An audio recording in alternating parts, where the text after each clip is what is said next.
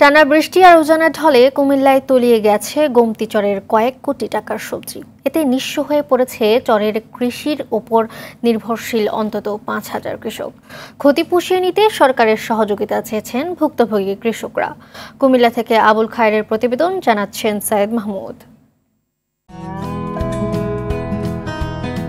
বছর জুড়েই মূলা, লাউ, কুমড়া, আলু, টমেটো ও বেগুন সহ বিভিন্ন জাতের সবজি চাষে ব্যস্ত সময় পার করে কুমিল্লার দেবিদ্বারের গোমতী চরের কৃষকরা। আর কয়েকদিন পর এসব সবজি বাজারজাত করতে পারত তারা। এতে অভাবের সংসারে আসত সমৃদ্ধি। নগদের কাছে সব গ্রাহকই প্রিয়, তাই তো সারা দেশে ক্যাশ আউট চার্জ সবচেয়ে কম। কিন্তু এমন ভাবনা এখন শুধু আফসোসই বাড়াবে।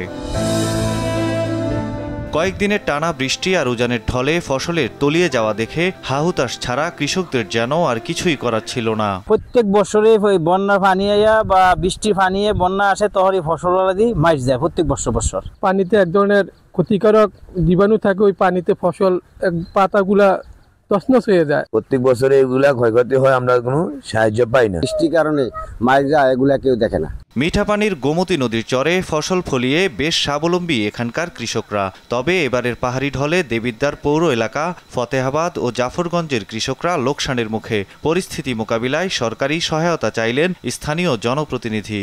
নগদের কাছে সব গ্রাহকই প্রিয়, তাই তো সারা দেশে ক্যাশ আউট চার্জ সবচেয়ে কম। আমার অনুরোধ থাকবে স্থানীয় প্রশাসন, মাননীয় সংসদ সদস্য জনাব আবুল কালাম আজাদ মহোদয়ের নিকট ও বাংলাদেশের গণতন্ত্রের মানুষকন্যা জননেত্রী শেখ হাসিনার প্রতি যেন এটা দ্রুত ব্যবস্থা গ্রহণ করে। কৃষকদের পুনর্বাসনে প্রশাসন যথাযথ ব্যবস্থা নেবে, এমনটাই প্রত্যাশা গোমতী চরের বাসিন্দাদের।